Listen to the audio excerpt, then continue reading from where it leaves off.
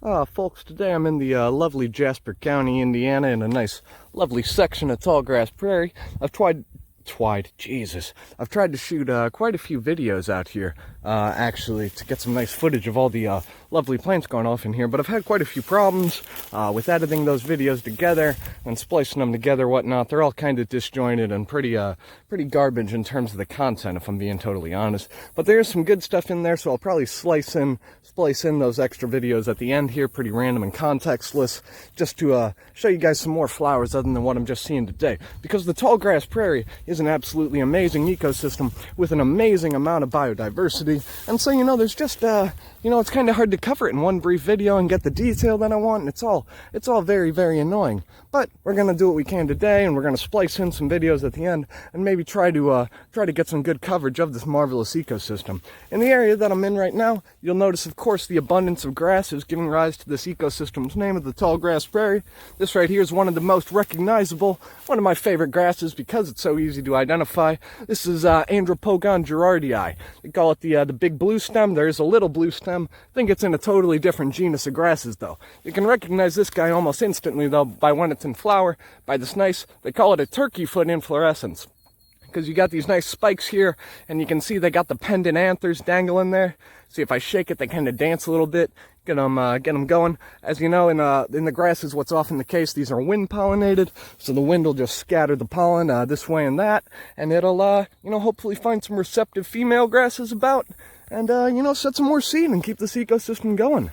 What I've got right before me, this is a lovely member of the pea family. This is Lespedeza capitata, the hairy bush clover. Get up in there, you can see the nice lovely fabaceous inflorescence, very much pubescent. I've misidentified this as amorphocanescens before, actually. And right here on this Lespedeza in front of me, you can see this guy hanging out. That's not a bumblebee. Sorry, this is kind of shaky. That's not a bumblebee, okay? What that is, that's a species of robber fly in the family Acylidae. I believe the genus there is Laphria. And they're known as the bumblebee mimics because they pretend to be a bumblebee to put their prey at ease, which is in many cases actually bumblebees. You can tell they're not a bumblebee by the flight pattern because these things fly a lot faster and more aggressively than bumblebees, but you'll often see them perching on nice upright plants like that because they've got very good eyesight. So they like to look around, survey the area, see what kind of prey they can get, A very, very cool group of insects. They're the robber flies. Go ahead and look them up. There's more stuff out here than just plants, if you can believe that someone like me is even saying something so ridiculous. Of course, what we've got right here is a lovely member of the Asteraceae. You're going to hear me talking a lot about the Asteraceae and the Poaceae today, because those probably also the Fabaceae as well, because those are three families that do very, very successfully in the Tallgrass Prairie ecosystem. Okay, but anyway, back to this guy in particular. This is Parthenium integrifolia. We call this wild quinine or wild quinine. I don't know if this is the same plant that was used to treat malaria. I thought that was actually a tree or something, so I'm going to have to look into that, but I could be wrong. What I really love about this plant, though, is that it shows you the disc florets that the Asteraceae occasionally have in some of their flowers very, very well. Remember, of course, the Asteraceae has got a pretty unique floral morphology. You got a nice compound head, typically made up of either ray or disc florets or both.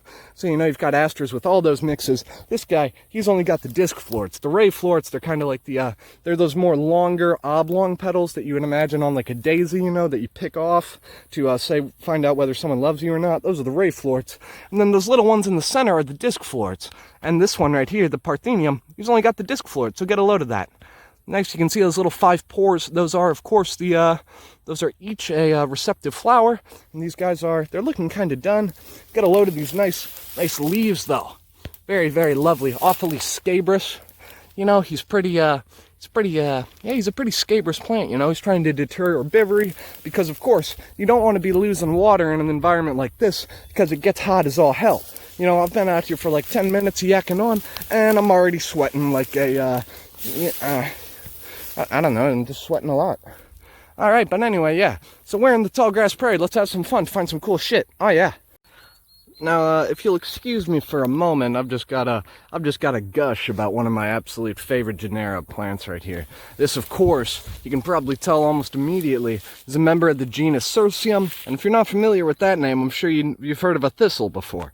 So this, of course, is a thistle. This is the lovely Cirsium discolor. Ow. This hurts like hell. This is called the field thistle. It's a nice native thistle. As you can see, get a load of the bracts. They're covered in those nice golden prickles that are, of course, there to discourage herbivory. And as you can see, the pollinators, it looks like mostly a species of beetle, though there was, I believe, a painted lady butterfly on this earlier before I spooked it, because this is the host plant for painted ladies, I believe, as well as some other species. But this is Cirsium discolor, and you know, it gets that species name because when you flip those leaves over, you can see how different the color is. These guys are absolutely a brilliant white on the underside, and they're that nice green on the top side. There are, of course, you know, the Cirsiums, in my opinion, kind of get a bad rap because there's you know, some junk Cirsiums like your Canada thistle and your bull thistle, both of which are invasive, highly problematic, you know. Say the slurs, they're awful, we don't want them. But what we do want are, of course, the lovely native thistles, such as Cirsium discolor, and in like your more wetter soils, you get the Cirsium muticum, and in the sandy soils, you get Cirsium pitcheri. Oh, God, I love a good Cirsium. But, you know, continuing on with this, me screaming about the Asteraceae in a nice, lovely savanna, here's a member of a genus that really annoys the hell out of me in the Asteraceae. So you can tell, the Asteraceae is a really diverse genus because it's got plants that both make me just, oh God, they're so wonderful. And then they got plants like this that make me want to pull my damn hair out. Okay, now this right here is a species of Solidago. I'm gonna call this one Solidago junkia, I believe. I think. Oh God. Pretty sure that this is Solidago junkia, and I'm hesitant about calling it that because the goldenrods are a pretty annoying group of plants. Goldenrod, it refers to several different genera of asters, which have these nice, lovely yellow spike inflorescences. I believe another genus that contains goldenrods is like Euthamia, and there's also like a Ligoneuron. It's pretty annoying, but you know, they are of course lovely plants because the Solidagos, a lot of them bloom later in the summer, like as you're getting in towards fall, you know? And that's really, really important for the pollinators because obviously as a pollinator, you're gonna need that food later in the year because, you know, you're coming upon a more stressful time because obviously, you know, bugs don't fare too well in cold temperatures. So, you know, you gotta get all that good late season food, and the Solidagos provide them a prime time, a prime opportunity, if you would, to get in on some of that. So if you see Solidagos coming up in your garden, maybe don't weed them out. Maybe just keep them in there, let them bloom, let them set some seed, have some more Solidagos next year, and make some more pollinators happy. I'm not telling you what to do, just a suggestion. What we got right here is a member of the verbenas. Ooh, yeah. This right here, this is hoary vervain. As you can see right there, look at that nice lovely spike inflorescence with 5 petals. Brilliant purple color. Pretty nice. Now you might confuse the verbenas with the mints, the Lamiaceae, because the verbenas, the Verbenaceae, a lot of the times they do have a square stem and opposite foliage. But the way you can tell them apart is by looking at the flowers, okay? As you can see in the verbenas, you got a nice floral spike. Okay, and I'll try to find a member of the mint family to show you guys later, but the inflorescence structure in the mints is very, very different from this. The mints have 4 petals, and their flowers are typically arranged in what's called a verticillata inflorescence, which is just it's an inflorescence whorled about a central point, and I'm sure I'll be able to run into a mint somewhere out here and be able to show you guys that in greater detail. I hope I'm not being too shaky, because, you know, I've heard that can be off-putting. I don't want to make anyone puke. Oh, man. Okay, well, let's go find some more stuff then. Well, now I'm in a bit more open part of the prairie, you know. As you can see, the shrub cover has greatly been reduced, you know. The shrubs that are typically out here, it's generally smaller, like oak saplings, as well as this guy. This is, I believe, Verticillata, the winged sumac. They call it that because, as you can see along the midvein, it's got nice winged stem. See out there, member of the Anacardicaceae, the cashew and the poison ivy family there. Pretty nice. We've also got in this more exposed area are some of these little guys. This is a very lovely member of the genus Asclepias. This is Asclepias verticillata, the world milkweed they call these. Get a load of the nice inflorescences there. Ah, yeah, you can see the lovely hoods and horns, so typical of the Asclepiases, and they've got, of course, whorled leaves, giving rise to the common name. You know, kind of makes sense. Try and keep up with that if you can. What we got over here is another lovely member of the Asteraceae. Oh God, they're all lovely, aren't they? Not all of them, not the invasive ones, but you know what I'm saying. You understand. This right here, this is Helianthus occidentalis, the western sunflower. As you can see, get a load of those nice, kind of spiky looking bracts, a couple series of them. Very, very acute. You do get multiple series of bracts typically in the genus Helianthus. Remember, when you're dealing with the Asteraceae, always do not forget to get a load of the bracts. If you send me a picture of this, I have no idea what I'm looking at. If you send me a picture of this, though, I can tell you that you're working with a Helianthus. And if you send me a picture of everything, then, I can tell that we're working with Helianthus occidentalis. Okay, so there you go. Another lovely member of the Asteraceae. Really, really cool member of the Fabaceae I've never seen in my goddamn life over here. Gets me really, really excited when I find new plants, man. Because it's just so cool. Because you're always going out, you're always finding new shit, and you're always learning more. And it's just an absolutely, it's a wonderful experience. And I do hope that this guy in particular isn't some invasive junk. Now, when I first walked up to this, I was very, very interested because it's got some very, very succulent leaves. I thought it was like a cypress at first, maybe.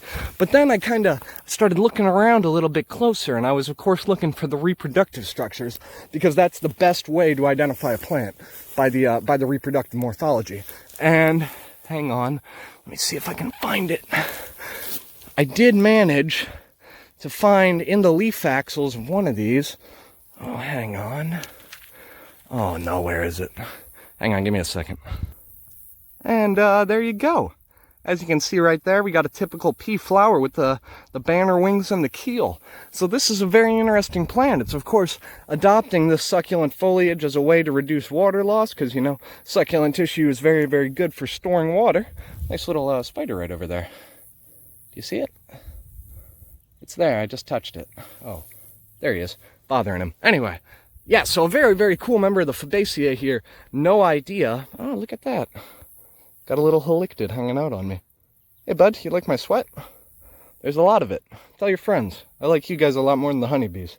Anyway, a whole bunch of really, really cool stuff I've never seen before, and some stuff I have seen before. So let's go over there through this kind of like road cut, underneath these telephone wires and check things out. It's not, Yeah, because this has all been historically. Historically, this has all been, of course, Tallgrass Prairie. But you get disturbance, and that leads to the formation of these weird woodlands that aren't really like your natural oak woodlands because they're filled with invasive junk that shades out the understory. And given that, you can tell it's not a healthy natural forest. But anyway, really cool stuff over in that general direction. So we're gonna go look at some more things. Oh man, you can really tell I'm on one today, just because. Well, I'm probably gonna get heat exhaustion out here. Might even pass out and just roast. But it'd be fun. It'd be a good way to go, honestly. Oh yeah, let's go look at stuff. So in this cutout that I'm in right now, I've been noting a definite change in the vegetation that I've been seeing, which kind of indicates a transition to possibly a sandier soil type. And I'll talk about some of the species that indicate that right quick. Here we go. Here's one of them. This is Euphorbia correlata, member of the Euphorbiaceae, the spurge family. A lot of those succulent plants that people buy and they say they're cacti just because they have succulent tissue, they're probably actually members of this family. Not to be a giant asshat, but it just kind of annoys me because I want the right plants to be getting the right credit, because cacti are wonderful, yes, but the Euphorbiaceae, you don't really hear about it as much as you hear cacti. When was the last time you heard someone talking about a euphorb that wasn't an idiot like me? Anyway, Euphorbia correlata, Euphorbiaceae. You find this guy a lot in the sandy soils. It's also got convergently evolved latex secretions like the milkweeds. So if you bust this thing open, you'll get a whole bunch of white sap, and if you rub it in your eyes, you go blind. Absolutely wonderful defense mechanism there. There's also all kinds of nasty secondary chemistry that it does when it gets inside your body that'll just mess you up, so leave it alone, respect it.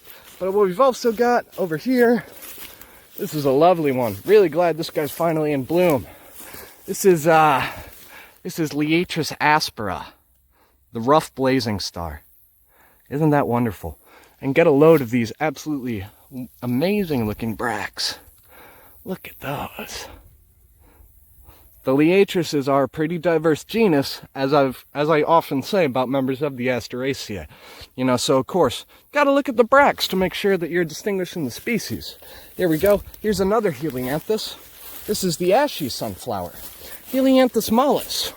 They call it the ashy sunflower because, as you can see, it's coated in this gray fuzz, you know? And the reason everything's coated in fuzz out here is, as I've said on numerous occasions, it's to deal with water loss, you know, and it's pretty identifiable. The plant kind of seems to be nodding a little bit, so I think it's also called nodding sunflower. Got a load of the nice bracts, bunch of series of kind of filamentous acute bracts, typical of the Helianthuses. Oh yeah, a little spider running around in there, as I'm like giving him an earthquake because I drank too much caffeine. But yeah, Helianthus mollis. I've got another unknown pea right here. I can tell it's a pea because, of course, it's got the characteristic banner wings and keel. Oh man, I'm gonna have so much work to do when I get home. But yeah, very lovely plant. Of course, it's also got compound leaves like you often get in the pea family. Oh yeah, real neat. Now there was a okay, hang on. Now I gotta try to find a sedge. There's also whatever this is. I've seen this before, and I'm really mad because I can't remember what it is. Annoying. But another one of the species that I was seeing in here that was a sandy indicator was a species of sedge. Well, actually, there's a couple of them. I think this looks like the remnants of Carex muhlenbergii. Let me see if there's any peregrina here. No. Okay. I think that might have been, though, because the other sedge that I saw that was actually still in flower was another sandy soil indicator. Oh, hang on. This is a lovely guy. He's a little bit past prime. That's Chamaecrista fasciculata, the partridge pea. Another member of the Fabaceae. Oh, man. It might sound like I only know plants that are part of the Fabaceae. Oh, by the way, here's another sandy soil indicator. This is Tephrosia virginiana, and you can tell right away that I'm going to call this one a Fabaceae too, because you're dealing with compound leaves, and look at those characteristic leguminous seed pods. Oh yeah, like a big old plate of gosh dang green beans. Here we go. Here's another mystery pea for me to deal with. This is obviously some kind of Lespedeza, another kind of hairy bush clover. However, the leaves are much different than the Lespedeza capitata. Very interesting. I'm running into a lot of peas I don't recognize, which is, of course, going to be the case when you're dealing with such a big and diverse group of plants. Here's the cypress, the sedge I was thinking about when I said that there was a sandy soil indicator in the area. This is Cypress lupulinus, the Great Plains flat sedge, member of the Cyperaceae. That's actually this guy's the genus for which the family gets the name. Wonderful. There's a whole bunch of pollinators going off through here, and there's also some other really cool plants further down the way I gotta show you. So, I guess we're gonna continue on this adventure. I'm gonna point at a bunch more stuff that I probably don't know what the name is and say, huh, isn't that cool? And you're probably gonna be like, does he actually know anything? And the answer's probably no. Oh, look at that. Just a whole massive bloom of, Monarda punctata, member of the Lamiaceae, the mint family. I think a mosquito just flew in my eye again, but this does give me a good opportunity to talk about the mint morphology versus the verbena morphology, like I said I would earlier. Really cool wasp here. Hey, buddy. These don't fly away. Oh, gorgeous. God, wasps are absolutely incredible. Great pollinators, great predators. They really do it all. Much undervalued. Get an awful rep. Gotta appreciate the bees, but you gotta appreciate the wasps as well. Anyway, you can see this guy's not bothering me at all, even though I'm right by his food. He also just jumped on the ground for some reason. What's your deal? God, what kind of species are you, man? Would you crawl on my finger if I offered it? Or would you get annoyed and run away? Okay, you're annoyed? Okay. But anyway, Monarda punctata. Oh, look at that, a crab spider. I keep on getting distracted by all these wonderful little invertebrates that are just gotta focus. Anyway, so the verticillata inflorescence that I said you get in the mints. Here you go. You can see all these flowers. Now, these colored things right here, these aren't actually petals. These are just modified leaves to look pretty to attract the pollinators in. They're the sepals they would be. But right in there, you know, you can see the verticillata inflorescence. You can see that the 4 petals make that structure right there. The spotted one that's got the sexy parts inside. I used to know what it's called, but I've forgotten. Very shaky. Sorry about that. But yeah, So you can see right there, there's the difference between the mint morphology and the morphology of the verbenas. So, yeah, pretty nice there. Very good opportunity. I got to get up careful, like, because that wasp is, I don't want to step on it. I think it's hunting. Oh, God. Awesome. Gonna have to get some pictures of that. Very cool. So I don't know if you can see off in the distance, but there's that massive yellow swath, which is much, much taller than the surrounding area.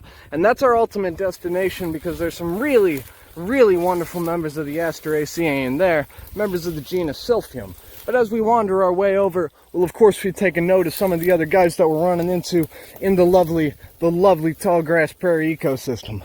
Like I've been saying before, there's peas, members of the Fabaceae out the wazoo. Here's another one that I haven't talked about. This is Desmodium, I believe this is Desmodium paniculatum. I think the Desmodiums are really a neat group of plants. The floral morphology and the mechanics of how it works is very, very cool. But the reason that the pea family in particular is able to succeed in this environment is because the pea family's got some really neat traits going on with the microbes in the soil and whatnot. The peas have oftentimes a symbiotic relationship with a oh man, I forget what the group of bacteria's name is, but they're a group of nitrogen-fixing bacteria, which means that they can take atmospheric nitrogen and store it in a usable form, which is something that not a lot of organisms are capable of. And nitrogen is a very important nutrient for plants to get enough of. It's vital for them to grow properly and to do other things. Sorry, I had to block a beetle there from jumping into my face. But yeah, so you see, basically, this pea, most of the peas actually, they're in symbiotic relationships with those microbes in the ground. So what happens is that the fungi, the microbes in the soil, they're actually, they're rhizobia bacteria, that's it. They're housed in little nodules in pea roots.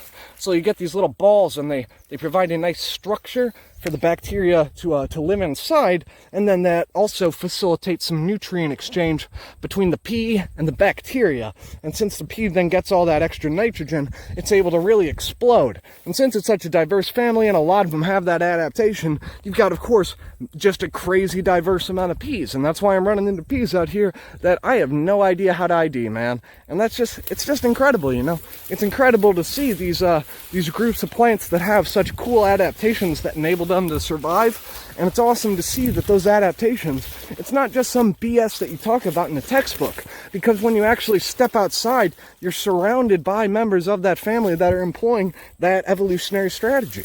It's just you know, it's kind of mind-boggling, you know, that people don't give a shit about stuff like this sometimes. It's just kind of crazy, you know. It's so much more. Plants are so much more than something pretty to look at. Plants can tell the story of what's going on in the soil. They have massive ramifications for the way that the trophic levels in an ecosystem are constructed, because they are in many ecosystems. Not all, because obviously you've got primary producers like phytoplankton and stuff like that in the oceanic or in water ecosystems. But in the terrestrial ecosystems, typically your plants are going to be your primary producer, which is the base of the trophic web. So basically, if your plants are screwed, everything's screwed. But if your plants in an ecosystem, they're biodiverse and they're able to shrug off hits such as like disease and pests and invasive species and things of that nature, they can really thrive and allow an ecosystem to be built on top of them, which is just absolutely incredible. Oh man, it just gets me going. Anyway, look at this guy. Right here, lovely member of the genus Coreopsis. Coreopsis tripteris right here, the tall tick seed. Notable because he's got, of course, 8 ray florets and 8 bracts. And also, they've got opposite leaves. You can see right there, it's got some compound leaves. Almost looks like a pea, but it's an aster. Member of the Asteraceae. Oh, man. Also, throughout here, we've got, of course, this guy is pretty weedy. I believe this is some species of Onothera. Member of the Myricaceae. You can tell it's in the Onothera because the Onothera has a characteristically, see that cross-shaped structure? That's the stigma, which is receptive to pollen, the female parts of the plants. Remember, the male part is the anthers, and the female parts are the style, or the pistillate and the staminate flowers. And that was backwards, actually, because the female's the pistillate and the male's the staminate. But there you go. So a nice, lovely little whole bunch of the Onotheras. There's also a bunch of the Asclepias syriaca, which is already gone.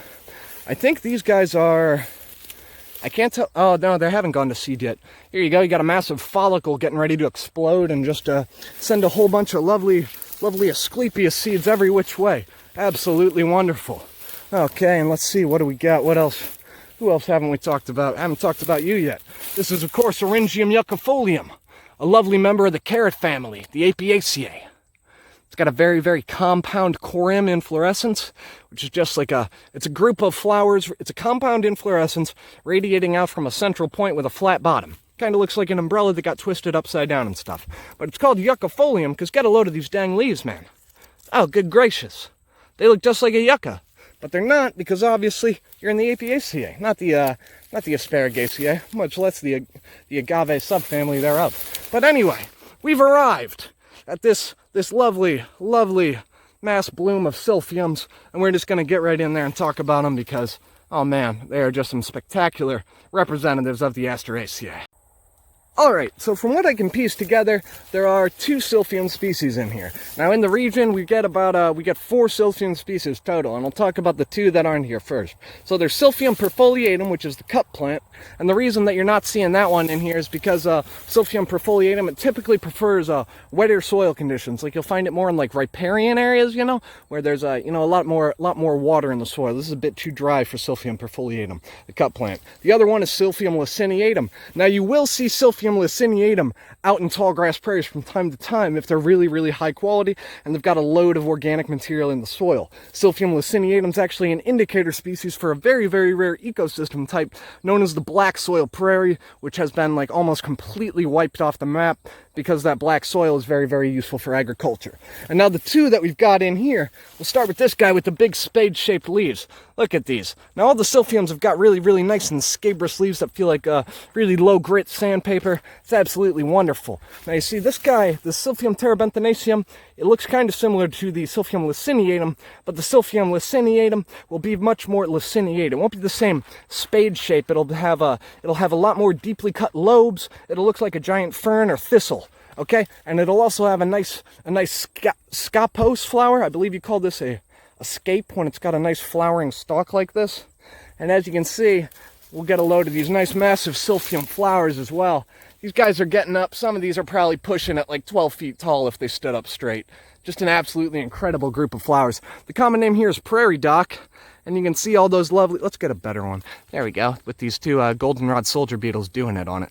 Try to ignore them if you can. But anyway, so you can see the lovely disc and the ray florets. And let's, of course, take a look. We'll do our due diligence and get a load of the bracts. Oh, my God. You animals. As you can see, the bracts here, they're much more acute.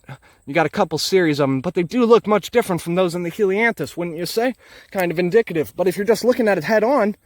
Oh, I broke their thing up. But if you just look at it head on, you might not be able to tell that it's not a Helianthus. But check out the bracts and you know. So there you go. That's the importance of the bracts. Very, very good for proper identification. Here's our other Helianthus right over here. But we've got another lovely guy on the way, though.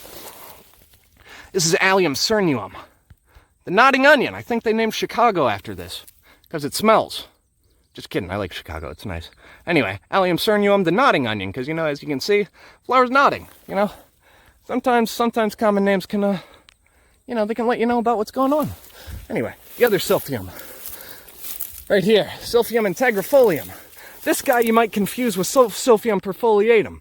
But you can see this guy's got sessile leaves, okay? You can see that they're only connected to one point. They don't wrap all the way about the stem. Silphium perfoliatum's got perfoliate leaves, which is why it's named Silphium perfoliatum. And so they wrap all the way around the stem. And that's why it's called cup plant, because that perfoliate structure actually does quite well at retaining water after, like, rains. So I've seen little goldfinches sticking their little birdie schnozzes in it. It's very, very cute, and I love it quite a great deal. But as you can see, more of the composite flower head action that we love in the Asteraceae. Of course, the typical Silphium bracts, typical Silphium scabrous texture on the leaves. Wonderful. And also in here, we've got another member of the Liatris, which is pretty cool because it's a member of the Asteraceae, which is it's only got the disc florets. And I gotta move my way gently about all these Silphiums, and all the soldier beetles are getting pretty annoyed with me. But here we go. This is a different species of Liatris than what we saw earlier. This is Liatris spicata. Isn't that lovely? Get a load of the bracts, of course. if the camera would focus. Oh yeah, there you go. Bracts, and of course get a load of those lovely disc corollas with all the little filamentous styles sticking out, ready to receive pollen. Just a gorgeous, gorgeous plant. So I do hope you've enjoyed this excursion into the Tallgrass Prairie with me today. I'm probably going to throw some random videos on this at the end, but because that's all I'm doing today, because I'm starting to it's getting pretty hot out here, I'm starting to think that I should be heading home. So yeah, you guys all have a good one. Hope that some of the clips that I've got from earlier treks are of decent quality for this, and I'll have a good one, you know, be smart, be nice, and whatever. Alright, later. Well, folks, this is quite possibly a very cool plant. This is a member of the genus Drymocallis in the rose family, Rosaceae. This is Drymocallis arguta, commonly called the tall cinquefoil, because, you know, it was a cinquefoil, the taxonomy's changing all the time. But anyway, this guy got moved out of the genus Potentia, which is where your typical cinquefoils are, and got put in the genus Drymocallis. And from what I've been reading real quick here out in the field, the genus Drymocallis, it was separated from the Potentias because I believe some of the members are in fact protocarnivorous. So this guy might be eventually. And basically what protocarnivory means, I've discussed before in the bog video where I talked about carnivorous plants, you know, what carnivory is in plants. But protocarnivory is what has to happen evolutionarily before you get to carnivory, which is where you start having like adaptations that kind of act in carnivorous ways, and then selective pressures will act on them, and then over time they will possibly turn into full-on carnivorous adaptations if the selective pressure works, if it's like possible for it to continue doing it in the ecosystem, if it's fairly widespread, if there's a good enough boost in terms of selective pressure, you know, there's a whole lot of factors that go into whether or not how something's going to evolve. But yeah, basically that guy, which was all the way over there, possibly starting the path to becoming a carnivore. There's so much mullein. Oh my god, I hate it. It's just the worst, guys. It really is. Oh man, hang on. Invasive species are real, and they are incredibly harmful for ecosystems. They cause massive reductions in biodiversity. They mess up with all the other trophic levels. It's really, really just quite bad to have stuff basically where it doesn't belong in improper context, you know? It's just not the right place for it because nothing here has evolved to kind of deal with it, you know? There's no one that eats it. There's no one to keep the populations in check like there is with all the native stuff. And so they just explode and take over. Now, unfortunately, we are going to be talking about the grasses an awful lot because we're in the Tallgrass Prairie and the grasses are such a major player. What we've got right here is another species of grass. You can barely see it. It's so feathery and nice. Look at that. This is, I believe, Panicum virgatum. You call that switchgrass. It's kind of serrated on the edges. It's a little bit rough. Might cut you up a little bit. What we've got right here is, I believe, I think this looks like some species in the genus Elymus. You know, it's an absolutely lovely floral display out here. We've got another Asteraceae member that we'll all recognize. This right here is the brown-eyed Susan, Rudbeckia hirta. Get a load of those bracts. I didn't mention this earlier when I was talking about the Asteraceae, but it's very, very important that you get a good look at the bracts on the Asteraceae, because a lot of them, you know, they just look like they look very, very similar to one another because they're basically just yellow flowers with composite heads. If you want to oversimplify grossly, and that's fine, you know, that's fine if you want to be a bit of a jag, but you know, anyway. But you got to check out those bracts because they can be highly diagnostic, which is very, very helpful when you're working with similar looking plants like members of the Asteraceae can be. But another member of the Asteraceae that we got right here, this is Echinacea pallida. Not Echinacea purpurea. You can distinguish it from Echinacea purpurea by these much thinner leaves that you got going on here. You can see these are a lot more lanceolate. The Echinacea's got a bit more of a oh god, I'm forgetting my leaf vocabulary. You get the point though. The leaf is a lot wider, and the petals will also be wider and a bit more of a deep purple coloration. Though to be honest, you shouldn't really be going by coloration as a way of identifying things, because color, you know, it's probably though I'm not 100% sure if this is accurate or not, but I would imagine that it's a highly variable trait in a lot of plants, you know, possibly subject to a lot of different environmental factors, which is to say that it might not be the best thing to use to try to ID something if it is in fact variable.